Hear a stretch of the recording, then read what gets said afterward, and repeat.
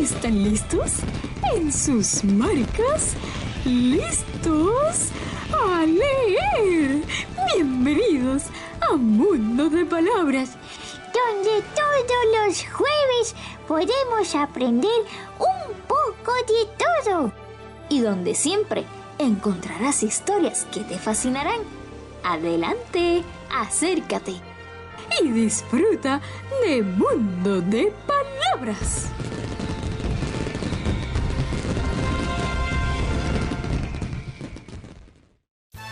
¿Por qué escribir? ¿Para qué ilustrar? Aquí en la Fábrica de Libros te vas a enterar. Saludos amigos de nuestro querido programa PIALI, Programa Internacional de Acercamiento a la Literatura Infantil. Aquí estamos compartiendo nuevamente nuestras cápsulas informativas donde discutimos diferentes temas en torno a lo que es la lectura, la literatura infantil, su promoción.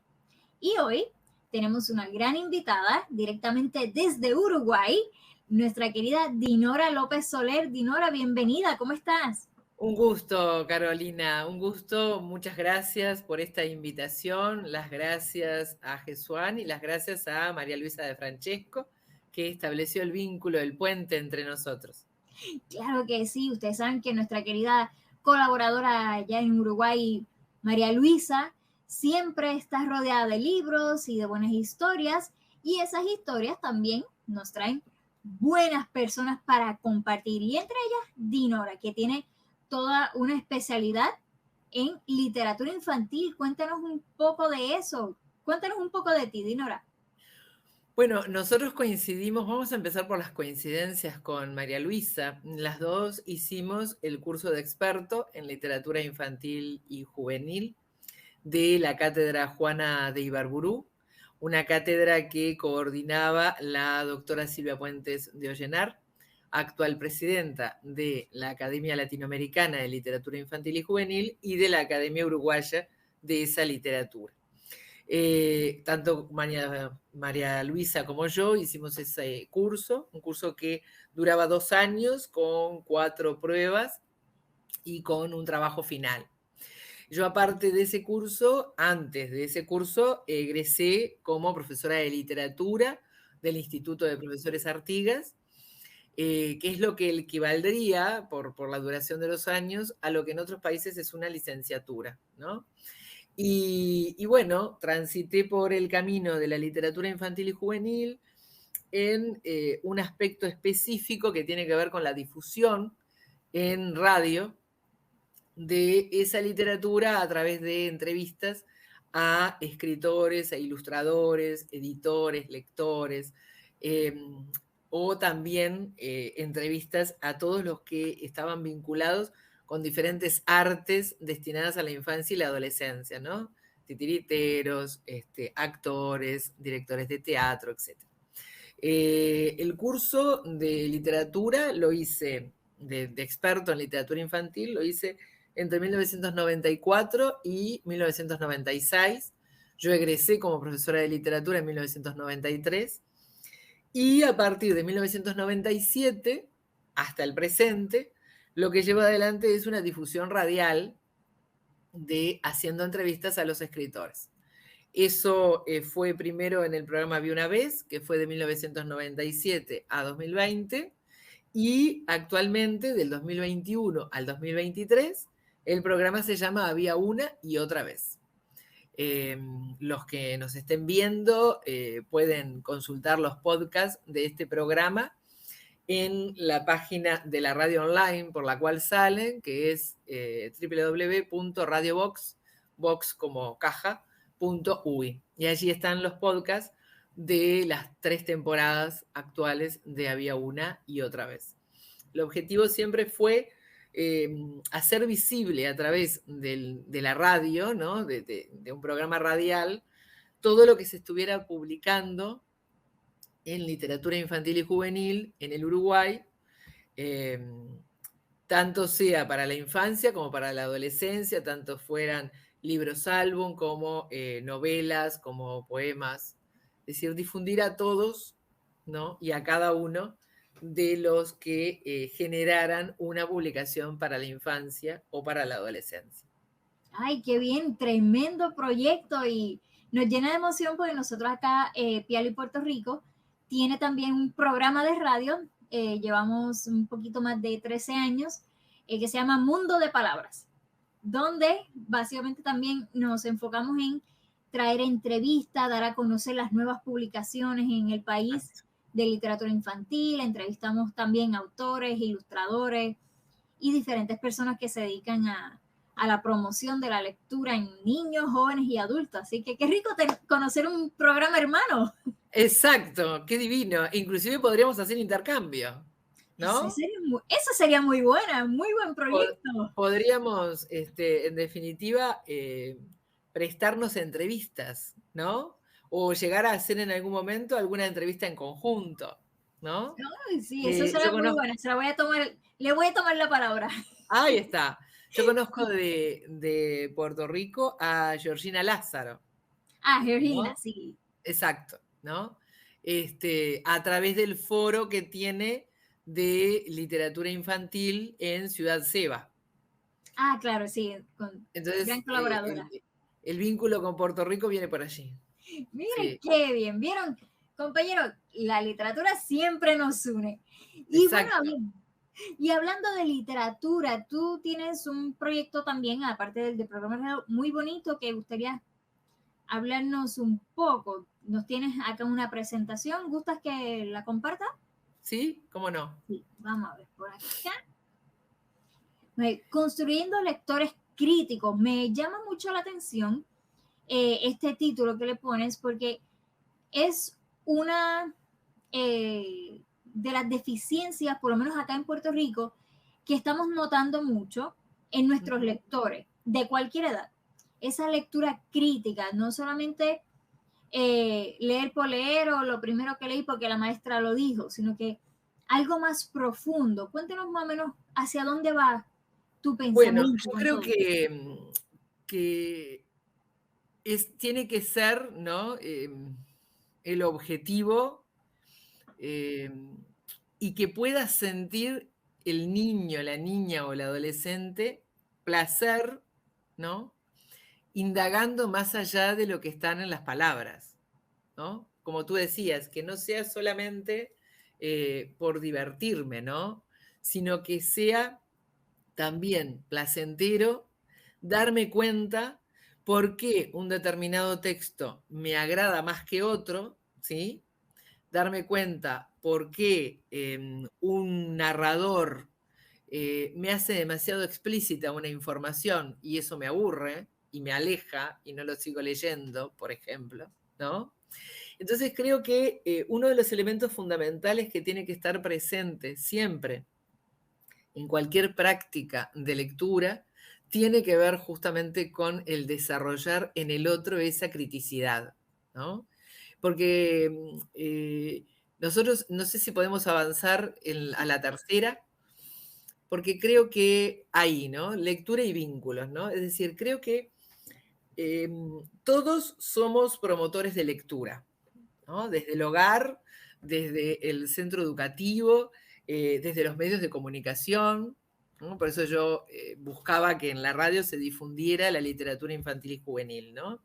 Porque es primero mostrar todo lo que hay. Y yo no hacía valoraciones acerca de los textos. Las valoraciones venían dentro de la entrevista y las preguntas se planteaban en torno a las obras. Por lo tanto, apostamos a que el oyente sea el que saque las conclusiones acerca de los valores de cada uno de esos libros. Entonces, en ese sentido, creo que el apostar al vínculo, a la lectura, pero siempre enfocado a que lo que yo necesito es que el otro vaya constituyendo su propio pensamiento y vaya constituyendo su propio criterio de valor, ¿no? Y eso me parece que es fundamental. Entonces, yo tomaba como epígrafes para este diálogo la frase de Todorov, ¿no? Un texto es solo un picnic en el que el autor pone las palabras y los lectores ponen el sentido, Y a mí me encanta esa metáfora del picnic, porque primero porque te lleva a, te salís de lo cotidiano, ¿no? Te vas a un lugar, el picnic tiene eso de compartir, el picnic tiene eso de gustar, ¿sí? De tener diferentes opciones. De diferentes opciones, ¿no? Y creo que eso tiene que ser la lectura y eso tiene que ser los textos que llevemos a la instancia de promoción de lectura, ¿sí? Y eso va a tener que ver con una selección previa, ¿no? Lo más diversa posible en calidad, en temáticas, en formatos, ¿sí? Para que justamente en ese picnic, en ese encontrarnos, ¿no?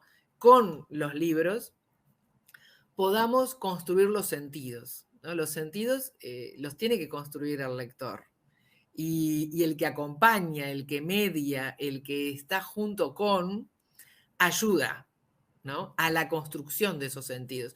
Pero ni el escritor tiene que construir los sentidos previamente al lector, ni el mediador tampoco lo tiene que hacer. Y el otro epígrafe es, no hay espectáculo más hermoso que la mirada de un niño que lee, ¿no? Porque en la mirada de ese niño está el asombro, está el querer traspasar las páginas. Sí, está descubrir que se le refleja. Exactamente, esa luz que se refleja y estoy acá, pero en realidad ya traspasé un umbral y estoy en otra sintonía, ¿no? Entonces, me parece que para desarrollar juicio crítico, para desarrollar criticidad, tenemos que ser conscientes que todo comunica, ¿no? Entonces, desde los libros que elegimos, desde cómo nos ambientamos en una instancia de promoción de lectura con el otro, de cómo les leemos los rostros justamente y nos leen a nosotros, los gestos que hacemos, las expresiones, y todo eso va constituyendo una sintonía espacial, emotiva, sensorial, que me parece que es fundamental para que se dé también el otro plano que tiene que ver con lo cognitivo, lo intelectual, las asociaciones, los vínculos intertextuales entre unos textos y otros, ¿no? Entonces, me parecía por allí empezar por los epígrafes. Sí, no, y es muy interesante porque eso mismo, entre lo que es si las unimos las dos nos da lo que queremos como promotores. Exacto. De lectura, darle una diversidad de opciones. Exacto. A nuestros niños y jóvenes de qué leer, para que lleguen entonces a mostrar esa luz de cuando lo están gozando, lo están comprendiendo, cuando hacen ese enlace con el personaje, se identifican con ellos. Exacto. Y ahí es cuando entonces empiezan poco a poco con esto de esa crítica, ¿no? Y después quieren más. Y eso es lo que queremos, por lo menos. Eso es lo fundamental, ¿no? Que quieran más, pero que no apuesten a más de lo mismo, ¿no? Exacto. Que quieran más, ¿no? Quizás el mismo tema, ¿no? Pero más variado el enfoque, ¿no? Que se den cuenta cuando se les entrega más de lo mismo, ¿no? Sí, para que puedan tomar otros caminos. Sí, tomen diferentes caminos. Exacto. Por eso yo planteaba, ¿no? Que hay como determinados temas que son fundamentales, ¿no? Es decir, promoción de lectura, el rol del mediador, la selección de la lectura, el canon literario y la lectura y la socialización, que no lo podemos dejar de lado, ¿no? Por allí yo traía luego un enfoque de lo que es la promoción de lectura y que tiene que ver justamente, en la siguiente placa, que tiene que ver justamente con un enfoque en donde la promoción de la lectura es un trabajo de intervención sociocultural, ¿no? Es decir, no pensar la promoción de lectura solo en relación con el libro que estoy llevando, ¿no? Pensarla desde lo macro, pensarla que yo estoy llevando ese libro, pero ese libro va a posibilitar, ¿sí? Dialogar sobre la trama, dialogar sobre los personajes, dialogar sobre los sentidos más profundos, la temática más profunda. Va a llevar a que esa instancia de promoción posibilite que lo asocie con otras lecturas que haya tenido, que lo asocie con lo que le esté pasando, ¿no?, en el centro educativo o en la familia, y que la construcción de los sentidos de ese texto no están acotados a un modelo de receta, ¿no? Es decir, puede ser sumamente diversa, amplia, llevar hacia diferentes caminos, y lo principal es que nosotros estemos preparados para esos diferentes caminos, ¿no? Preparados para que nos diga lo que no le gustó, ¿no? O lo que no le está gustando de ese texto que se está leyendo. Y pensando justamente que en todas estas instancias la lectura es práctica sociocultural, pero también es institución social, ¿no? Y eso yo creo que tiene que ver con lo que tú decías, ¿no? A veces observamos que no hay una construcción de sentido, ¿sí?, que se dé naturalmente en muchos de los niños o los adolescentes, ¿no?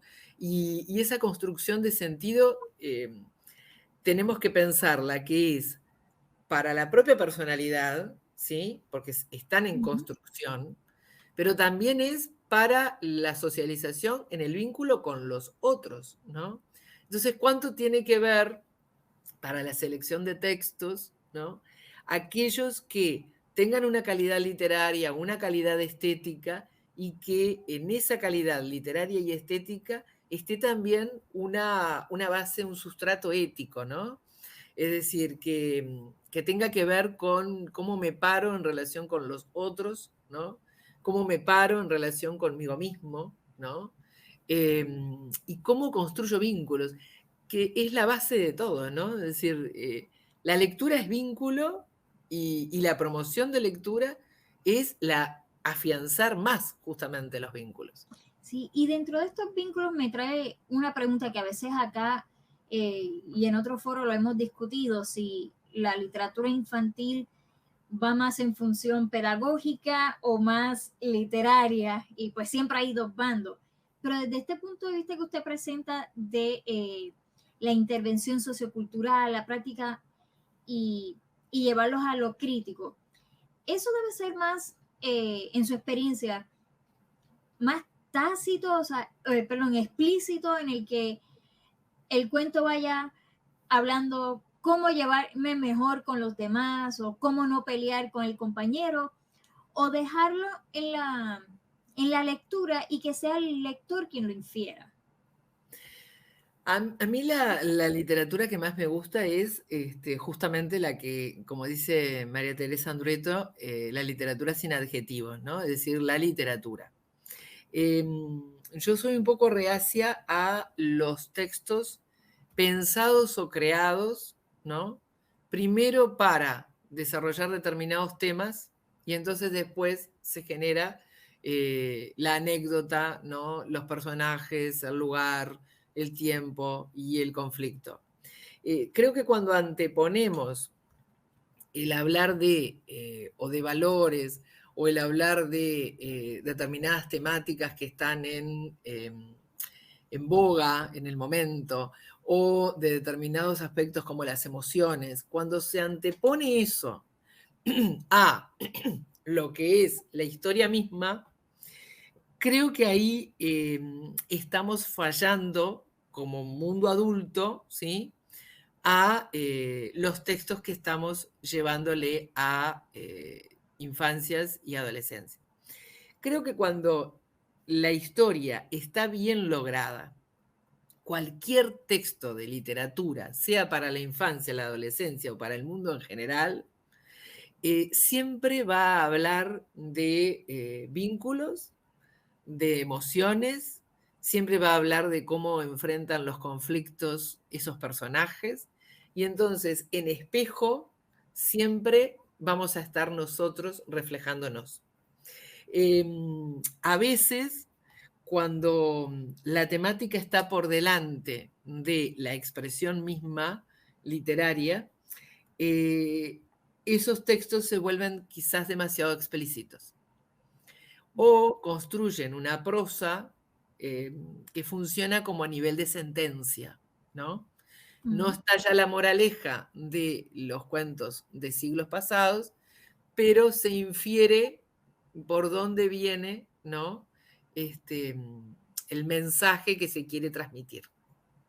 Yo creo que toda América Latina, ¿no? Digo América Latina pensando en la lengua española, ¿no? Toda América Latina tiene, cada uno de los países, una definida e importante literatura para la infancia, ¿no? Que siempre el lector niño o niña va a agradecer en la medida en que puedan disfrutar y desentrañar sentido, ¿no? Porque me parece que es ahí donde podemos estar en riesgo de volverlo didáctico, ¿no? Oh, entiendo. Podemos estar ahí en riesgo de que no encuentre la diferencia entre un texto escolar y un texto literario, ¿no? Capaz que para un manual escolar, ¿no? De lengua, se eligen determinados textos. Pero si hablamos de literatura, la ética, el vínculo con el otro, cómo se construye la otredad, va a salir naturalmente, ¿no? Pero primero la calidad literaria. Qué bien, sí, muy interesante. Okay. Entonces de ahí pues podemos partir de mantenerlos enamorados, mantenerlos en esa afición por la lectura. Exacto. Porque no lo ven como que me quieren imponer un pensamiento, me quieren imponer algo que no necesariamente es lo que él o ella entiende o se identifica. Exacto, totalmente. Yo en una de las placas, no sé si es la que sigue, yo tomo un concepto, esto me sirve, creo, también, porque María Emilia López utiliza el verbo lecturar, ¿no? Haciendo una unión entre lectura y amar, ¿no? Y lecturar, ¿no? Si amamos al otro y respetamos al otro, lo primero que tenemos que pensar es en que el otro tiene que ser libre, ¿no? Y yo, como mediador, estoy para ayudar a que sea libre.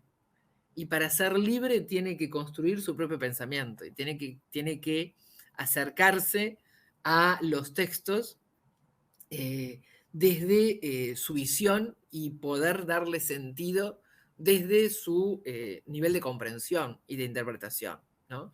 Entonces, la libertad me parece que es uno de los principios fundamentales y que tenemos que tenerla en cuenta a la hora de las prácticas de lectura y a la hora de la mediación de lectura, ¿no? Justamente para que se puedan dar esas dos imágenes que yo traía allí, ¿no? Son dos afiches, ¿no? Uno, el primero es de la Comisión de Educación de la Cámara Uruguaya del Libro, que durante años organizaron jornadas de educación, y el otro es también de la Cámara Uruguaya del Libro, pero de la 38ª Feria Internacional del Libro. En el primero, a mí me encanta porque el ilustrador viene a los trazos de lo que son los niños cuando ilustran, ¿no?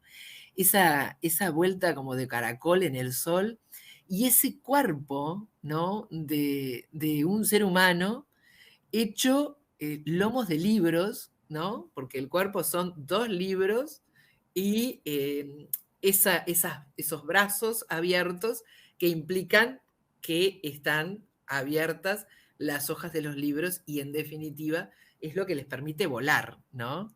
Es decir, esa metáfora visual me parece que representa icónicamente lo que nosotros tenemos que ayudar a que sea el acto de lectura, ¿no? Es decir, que permita despegarse de lo cotidiano, que permita despegarse de lo denotativo, que permita construir más de un sentido, que dé felicidad, como ese rostro feliz, ¿no? De ese cuerpo, que apueste a avisorar, ¿no?, otros horizontes, ¿no? Y que también, como en el otro afiche, que es un libro acostado, ¿sí? Y ese libro acostado está representando el lugar, ¿sí?, a lo que sería como piscina o como océano, el lector que se sumerge, ¿no? Y que se sumerge con la voluntad de sumergirse, ¿no? Es decir, no está cayendo, ¿no? Está direccionando su cuerpo, ¿sí?, hacia la profundidad, ¿no? Entonces me parece que el mediador tiene que ser el que acompañe para que ese sumergirse, que es un ejercicio del individuo en libertad, ¿sí?, porque va solo, ¿no? Cualquiera de los dos están solos, ¿sí? Eso no significa que no estén acompañados en el proceso, pero el llegar al sentido que cada uno le da a lo que lee es un acto individual, ¿sí? Y a veces lo pueden verbalizar en la instancia colectiva de promoción y a veces no. Y a veces le dan sentido en forma diferida a la instancia de promoción de lectura, ¿sí? Pero creo que son elocuentes para ese sentido, ¿no? De recrear, interpretar, interiorizar. Interiorizar. De hecho, desde mi perspectiva acá, yo lo veía, la segunda imagen, la de la feria del libro, como si fuera una persona tendida en la arena leyendo. Entonces lo vi más como entre la metáfora de la inmensidad de posibilidades que hay con la lectura, pero a la misma vez algo íntimo de uno. Y claro, la diferencia, ¿sabes qué? Es cuando te mi acerques más a la perspectiva. imagen, ¿viste que se forma como un triángulo de puntitos Sí. blancos? Ese es el movimiento del agua, Hacia acá. a la altura de los pies. Sí. Pero coincido contigo plenamente que apuesta a lo íntimo, ¿no? Es decir, cuanto más buceamos, ¿no? Cuanto más el libro que se nos acerca es profundo en los sentidos, más vamos a terminar buceando en nosotros mismos. Por eso digo que es fundamental la literatura destinada a la infancia y a la adolescencia, que se despegue de lo denotativo a nivel lingüístico, ¿no? Que se despegue de lo referencial a nivel de anécdota, ¿no? Es decir, que traspase hacia temas que tienen que ver con lo existencial del ser humano, ¿no? Porque eso va a permitir justamente, a través de las historias de los otros, bucear en mi propia historia, ¿no? En lo que yo estoy construyendo de mí mismo, ¿no? Sí, en irse identificando y creando esa autoimagen, claro, de cada uno de ellos. Sí, y si seguimos por acá... y bueno, y ahí creo que uno de los elementos fundamentales, ¿no?, que aportó Daniel Pennac, que tiene que ver con los derechos del lector, ¿no? Yo creo que el trabajo del mediador es un acercarse y tomar distancia, ¿no? Es decir, hay que buscar muy bien el timing, ¿no? Porque el primer derecho que consigna justamente Daniel Pennac es derecho a no leer. Y es así, ¿no? Es decir, la instancia de promoción no puede ser una imposición, ¿no? El verbo leer no admite el imperativo, y estamos de acuerdo, ¿no? Es decir, y ahí estará también el observar cómo por otros canales o por otros soportes, ¿no? Llegamos al libro, ¿no? Pero eso me parece que es uno de los elementos fundamentales y que desde allí todos los demás, ¿no? El saltearse páginas, el no terminar un libro. Y capaz que no lo termine no significa que haya fallado la instancia de promoción de lectura o el mediador.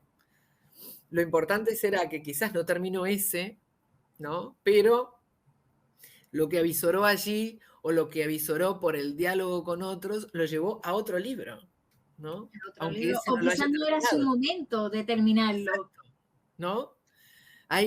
Si nos pasa a nosotros como adultos, ¿por qué no podemos considerar que les pase a ellos, ¿no? Y el derecho a hojear, el derecho a leer en cualquier sitio.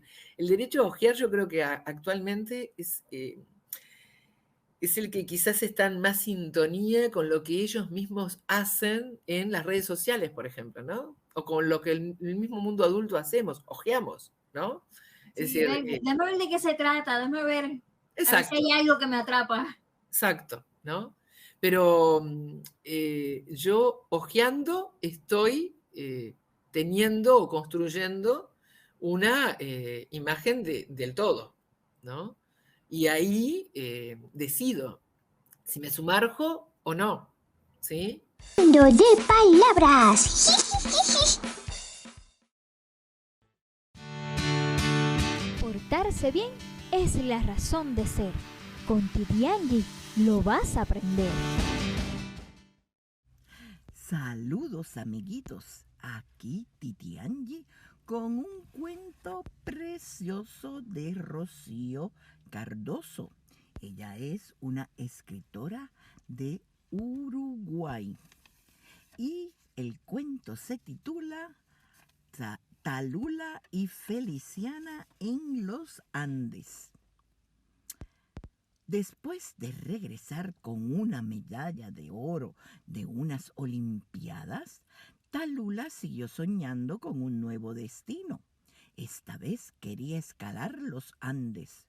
Como era muy inquieta, comenzó por trepar el molino de la granja, sin darse cuenta de que el viento movía muy rápido las aspas y gracias a su amiga Manuela, que le gritó ¡Cuidado! En el momento justo se salvó de cortarse la cabeza con las aspas. Talula siguió insistiendo y cuando llegó a lo alto del molino comenzó a gritar para que todos sus amigos vieran que era capaz de lograrlo, sin darse cuenta que el viento seguía soplando y ¡plash! Talula cayó al suelo sin poder hacer nada. Manuela corrió hacia ella, que estaba desmayada, la tomó en sus brazos y la llevó a la casa. Talula no se despertaba. Manuela entonces llamó con urgencia al veterinario tuerto. Cuando el veterinario la revisó, fue a su maletín y le aplicó un calmante. Talula se había fracturado una pierna o una pata y debería quedarse 3 semanas quietecita en la cama. Manuela, al verla tan triste, le llevó la computadora para que pudiera chatear con sus amigos. Los compañeros de clase la venían a visitar todos los días y le traían los deberes para que no se atrasara en la escuela. Y chateando conoció a Feliciana, una gallina chilena, que también soñaba, aunque el sueño de Feliciana era volar. Y entre correos y correos compartieron sus ilusiones. Se comunicaban todos los días y se hicieron muy amigas. Talula le contó su idea de escalar los Andes. Entonces hicieron los preparativos para encontrarse en Chile y escalar junto los Andes. Para ello debían esperar que Talula se curara. Primero tuvo que cumplir con el reposo exigido por el veterinario y luego de 3 semanas se dieron cuenta que Talula todavía no podía caminar. Así que tuvieron que ponerle yeso de nuevo. La ansiedad de Talula por curarse era tan grande que cuando el doctor volvió a los 15 días, la encontró tan pero tan bien que le quitó el yeso. Pero Talula se puso triste al enterarse que necesitaba hacer fisioterapia por un tiempo, porque estaba sin fuerzas y no podría viajar a Chile a conocer a Feliciana, su nueva amiga. El tiempo fue pasando. Talula se aburría porque aún no podía ir a la escuela, ni jugar con sus amigos y hacer natación. Pero tenía que tener paciencia. Todo pasaría. Luego de transcurridos 6 largos meses, el veterinario le dio el alta y totalmente recuperada, Talula corría, escalaba, iba a la escuela y había regresado al campo de Maldonado para hacer prácticas de natación. Se sentía súper feliz porque estaba más cerca de escalar los Andes.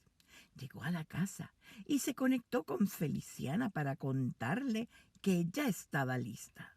Feliciana le contó sobre las fiestas en un pueblo cercano a los Andes y que la habían invitado a participar en una competencia por equipos, vuelo y escalamiento. Le preguntó si quería unirse a ella y participar juntas. Talula, loca de contenta, le dijo que sí, que contara con ella. Entonces fue con Manuela hasta el Cerro Catedral para comenzar las primeras prácticas, preparando todo para viajar a Chile. Como siempre, doña Elvira fue la responsable de los trámites para que pudieran salir del Uruguay. Prepararon las valijas con botas, gorros y lentes para no estropearse los ojos. Y así fue que salieron muy contentas con Manuela para el aeropuerto de Montevideo. Allí las esperaba el profesor Gaby, que era un entrenador personal. Talula estaba ansiosa por llegar. Después de 3 horas de vuelo, finalmente llegaron al aeropuerto de Santiago, en Chile. Los esperaban Feliciana y 2 gallitos amigos, Teodoro, que era el jefe del gallinero, y Cirilo, quien al ver a Talula quedó impresionado, extendió sus alas y comenzó a cantar. Nunca tuvimos en nuestro gallinero una gallina tan hermosa. Por eso te canto este rap. Estoy impresionado y diría enamorado. ¡Ay!, gritó Cirilo y se desmayó. Fueron al hotel y allí estuvieron horas y horas haciendo los planes para escalar juntas los Andes. Talula estaba tan ansiosa que no podía dormir en toda la noche, pensando en los nuevos amigos. Se despertó con la llamada de Cirilo, quien la invitó a almorzar. Talula se puso feliz, se vistió con su vestido rosa, cinturón de cuero, botas y sombrero. Al bajar de la habitación, su gallito la estaba esperando. La llevó a McBurger para charlar y conocerse más. Pero Talula le explicó que los deportistas solo comen comida sana y que prefería ir a otro lugar. El pobre Cirilo sintió tanta vergüenza que se puso tartamudo y ya no pudo hablar. La acompañó al hotel y le escribió en un papel: «Te invito a bailar junto con Feliciana y Teodoro». Talula se puso muy contenta y le dio un beso. Quedaron de encontrarse todos los días en el hotel. Con su presencia aristocrática, Cirilo la conquistó. Le llevó flores y chocolates y Talula se enamoró. Fueron a una discoteca, bailaron y se divirtieron. Y de regreso en el hotel, Talula le contó a su amiga Manuela que se había enamorado del gallito Cirilo. Por fin llegó el día. Talula y Feliciana estaban preparadas para escalar y volar. Talula empezaría en primer turno, luego seguía Feliciana. Ganaba el equipo que sumara mejor puntaje. Talula tenía un nuevo motivo para competir. Ahora tenía el amor de Cirilo y eso era muy importante para ella. Talula ganó en tiempo récord. Feliciana, lanzándose desde la cima, demostró su destreza en el vuelo ante el asombro del numeroso público que la saludaba. Al finalizar la competencia, los jueces anunciaron el resultado. El equipo ganador entre los 100 dúos participantes es el de Talula y Feliciana, 2 gallinas singulares. El alcalde les entregó la copa de oro. Los gallos Teodoro y Celipo cacareaban. Unos días después, al terminar con los festejos, llegó el momento de volver a Uruguay. A pesar del triunfo, Talula estaba muy triste porque dejaría en Chile a sus amigos, pero sobre todo a su amado gallito Cirilo. Supo entonces que había otras cosas en la vida, además de ganar una competencia. Más importantes eran el amor y los amigos. Feliciana, Teodoro y Cirilo regresaron a sus gallineros. El tiempo dirá qué otras aventuras nos traerán Talula y Feliciana, quienes sin duda se volverán a encontrar.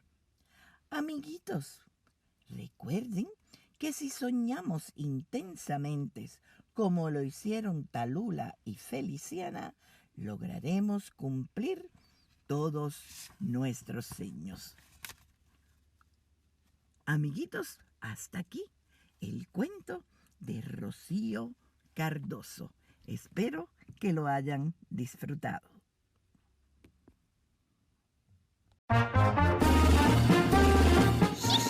¡Hola, amiguitos! ¡Ya llegué! Soy yo, el señor Diccionario, que te vengo a ayudar con tus dudas y yo con mis palabras.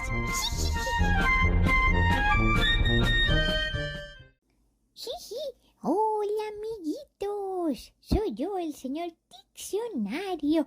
Aquí que vengo a contestar sus preguntas con mis respuestas. Hoy, amiguitos, estoy muy contento de estar aquí con ustedes otra vez. Sobre todo porque ya mismo empieza la escuela. Así que ya saben, ¿estamos listos? ¡Sí! Para comenzar un nuevo año escolar con mucha energía y sobre todo en buena compañía. Así que para ir calentando los motores, les tengo una palabra de vocabulario. Es una muy curiosa. Oigan, ¿qué le pasa al pan cuando usted lo deja fuera de la nevera hacia el aire libre? ¿Verdad que se pone duro? Sí, decimos, ¡oh! El pan se volvió duro. Pues ¿sabe qué otra palabra puedes usar? Muy fácil. La palabra mendrugo. Mendrugo significa pedazo de pan duro. Así que ya sabes, amiguitos, has aprendido una nueva palabra. Mendrugo, parte del pan duro. Espero que les haya gustado. Ahora sigan con más cuentos de Titi Angie. ¡Chao! Portarse bien es la razón de ser. Con Titi Angie lo vas a aprender. Amiguitos, aquí Titi Angie para hacerles un cuento y en esta ocasión del libro El Gran Libro de Pequeños Cuentos y se titula El Dragón Perezoso. Una tarde de verano, un pastor bajó corriendo del monte y llegó a su casa gritando ¡Socorro! Abrió la puerta de sopetón y exclamó jadeando: ¡Acabo de ver un dragón! ¡Un dragón!, chilló su mujer. ¡Ah! ¡Un dragón!, pensó su hijo. Será simpático. Al día siguiente, el niño se marchó monte arriba a comprobarlo. Tendré mucho cuidado, prometió a sus padres. Si veo humo, echaré a correr. El dragón resultó ser muy simpático y estaba encantado con el niño. Me gusta esta cueva, pero me aburro solo. El dragón le contó historias muy antiguas. En aquellos tiempos había dragones destructores que escupían fuego, raptaban princesas y luchaban contra caballeros valerosos. Al niño le gustaba escuchar las historias tanto como al dragón contarlas, de modo que subía al monte todos los días. Pero una triste mañana, la gente del pueblo se enteró de la existencia del dragón y les entró un miedo tremendo. «Necesitamos a alguien que pueda matarlo». «¡Fuera el dragón!», gritaban. El niño corrió a avisarle. «La gente del pueblo quiere que desaparezca», le contó sin apenas aliento. «Dicen que eres peligroso». «¡Ah! ¿Peligroso yo?», dijo el dragón. «Pero si soy incapaz de matar una mosca». Esa misma tarde, el niño se enteró de algo aún peor. «Ya llega San Jorge, el exterminador de dragones». «¡Viva!», gritaba la gente. «Esto se pone feo», dijo el niño, y volvió de nuevo junto al dragón. «San Jorge», le dijo, «el exterminador de dragones ha venido a desafiarte y tiene la lanza más larga que he visto en mi vida». «No, te encontrarán», le advirtió al niño, pues el dragón le dijo que se escondería en la cueva porque no me gustan nada las peleas. El dragón respondió entre bostezos: «Ah, seguro que se te ocurre algo para arreglarlo». El niño regresó pensativo al pueblo.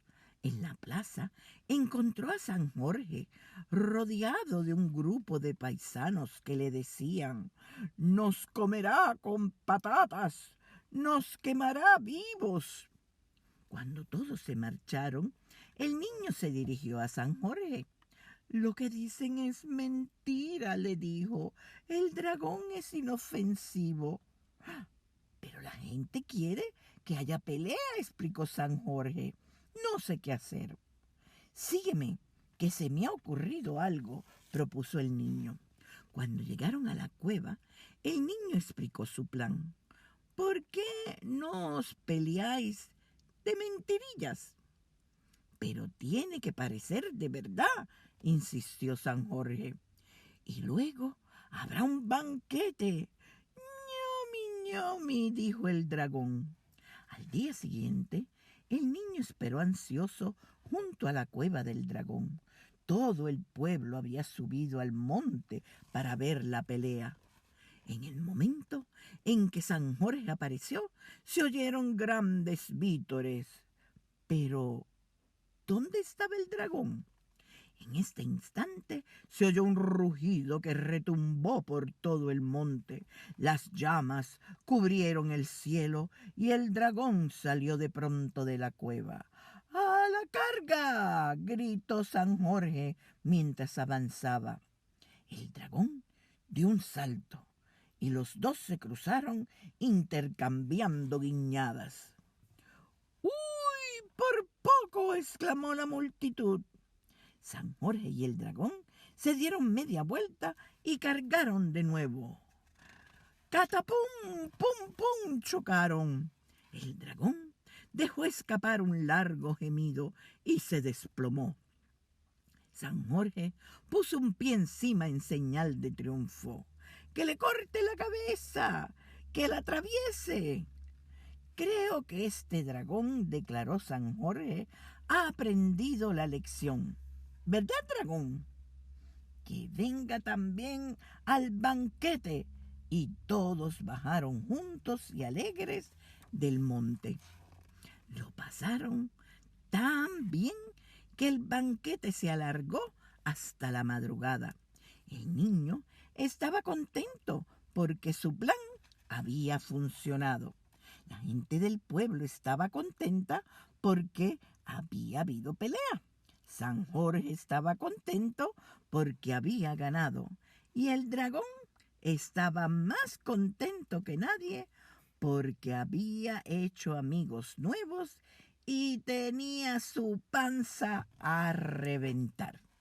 Y colorín colorado, nuestro cuento del dragón ha terminado. Bendiciones. Bueno, amiguitos, eso es todo por el día de hoy. Nos vemos la semana que viene. ¡Chao!